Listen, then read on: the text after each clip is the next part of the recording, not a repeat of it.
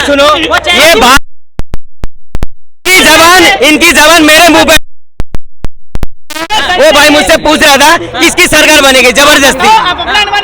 ये कि हम आएंगे ही नहीं। फिर नहीं, ये मतलब आपने बात ही नहीं सुना, आने का नहीं बोला उन्होंने। आपने बात ही नहीं सुना, मगर बीच में टांग अड़ाना है, परी लकड़ी लेना है, बस बेफालतू के। मैंने उस भाई से ये बोला, उस भाई ने मुझे बोल रहा था किसकी सरकार आएगी। भाई इतनी उससे बोलने की क्या जरूरत है, जो जीता वही सिकंदर, सीधी बात। आपके हिसाब से सिकंदर कौन बनेगा? मेरे को देखो, ये बात करता है, मैं नहीं करता हूँ, मैं जो पसंद करता ही नहीं करता। सबके जो है दिमाग एक नहीं है, सबके कमी कुछ है। मेरे बात है केजरीवाल आएगा इसलिए आएगा, उन्हें शिक्षा में बहुत फोकस करा, बहुत काम करा, इसलिए नहीं आएगा। मगर मैंने जो लालच से नहीं दिया हूँ, मेरे बच्चे स्कूल में अच्छे पढ़ रहे थे इसलिए मैंने उनको बताया। मेरा सवाल है, अगर ये कह रहा आएगा शिक्षा स्तर अच्छा किया, अगर नहीं आएगा तो शिक्षा स्तर खराब रहेगा, ये मान लेगा या नहीं मानेगा? मानेगा फिर। अच्छा एक बात सुनो, हमारा क्या बोलना, छोटी सी बात है सर, बात सुनो। अगर मेरा टूटी फूटी घर है वो दोबारा बन सकता है, अगर टूट गया ना दोबारा बन जाएगा। अगर मेरा खेती है, अगर फसल खराब हो जाएगा, ये साल नहीं दूसरी साल हो जाएगा, फसल उगा सकता हूँ मैं, ठीक है। अगर मेरे फैक्ट्री में आग लग गया, उसको दोबारा मैं बना सकता हूँ। एक पीढ़ी अगर खत्म हो गया, वो दोबारा कोई नहीं बन सकता है। जिस पीढ़ी ने, कोई भी कौम ने अगर शिक्षा में फोकस करा, वो कौम तरक्की करे है, ठीक है। मैं इसलिए काम करा, हमारा दिल्ली में से सरकारी स्कूल में से छाट के लेके गया, पोलैंड गया होता पढ़ने के लिए, विदेशों में पढ़ने गया, मुझे एक काम अच्छा लगा, बाकी काम करे नहीं करे मेरे को कोई फर्क नहीं पड़ता।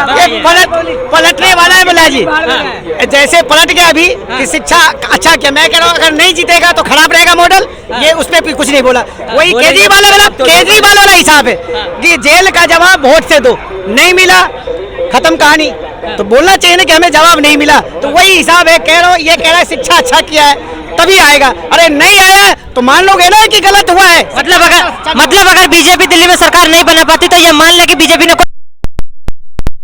बिल्कुल बीजेपी विश्वास नहीं, बीजेपी पे विश्वास नहीं है, नहीं मानेंगे, बिल्कुल नहीं मानेंगे। बात ऐसी है, बहुत समय देर से सुन रहा हूँ, अगर लोग आज के वक्त में हिंदुस्तान के लोग अगर डेवलपमेंट विकास अगर देखते तो फिर वो अपने तरीके से अपने एमएलए को कम से कम चुनते। मैं सरकार की बात नहीं कर रहा हूँ। अगर मेरे एरिया में अगर 3 पार्टी के लोग खड़े हैं, मैं वो पार्टी नहीं देखूंगा, मैं देखूंगा मैं अगर सही आदमी हूँ, मैं सही हूँ, मेरे एरिया में काम कौन करेगा, मैं उसको वोट दूंगा, चाहे वो बीजेपी के हो, चाहे आम पार्टी के हो या कांग्रेस के हो, ठीक है। ये जो आप देख रहे हैं बीजेपी आएगी और केजरीवाल आएंगे और कांग्रेस आएंगे, भाई पैसा लेके वोट देते हैं लोग।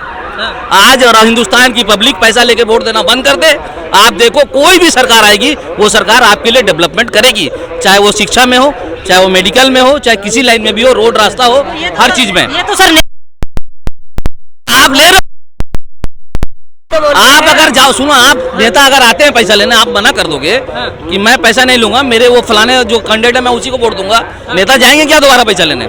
नेता नहीं जाएंगे। आप पैसा ले रहे हो, बताइए, आप पैसा ले रहे हैं, बताओ वोट देने के मैं तो नहीं लेता, मैं तो नहीं लेता, परंतु एक चीज कहूँगा कि काम हो या काम ना हो, फिलहाल बदलाव चाहिए आदमी को। हम 25 साल हो गए हमें दिल्ली में हमने कांग्रेस को भी देखा, नहीं एक मिनट, हमने देखा ना, अरे भाई साहब सुन तो लो, हमने कांग्रेस की काम देखा, केजरीवाल का भी काम देखा। हम मौका देना चाहते हैं बीजेपी को, क्यों नहीं मौका दे? मिला तो 27 साल पहले मौका नहीं मिला ना, 27 साल पहले तो मैं था ही नहीं। मैं अपने टाइम में कह रहा हूँ, आने वाला युवा मौका इनको भी देना चाह रहा है इस बार, की इनको भी देखे कि क्या करता है। बताइए, कुछ सरकारें ऐसी पलटी होती है जिसपे लोग उम्मीद लगाते हैं। ये जो भाई बोल रहे पलटी होना चाहिए, तो केजरीवाल, सबसे पहली बात तो देखो मुझे केजरीवाल से तकलीफ है, क्योंकि जब उन्होंने अन्ना हजारे के साथ बैठे थे धरना पे, एक ही स्लोगन था, मैं राजनीतिक पार्टी नहीं बनाऊंगा, मैं राजनीति में नहीं आऊंगा, मैं नहीं, हम सब जितने भी बैठे थे, लेकिन उन्होंने राजनीतिक पार्टी बनाई। चलो किस्मत में उनको सीएम बनना था, बन गए, चलो काम किए नहीं किए, दिल्ली के लोग जानते हैं, मैं उड़ीसा से हूँ, हम लोग जो न्यूज में देखते हैं वो बताते हैं। उड़ीसा में नवीन पटनायक की सरकार पिछले 24 सालों से चल रही थी, ठीक है।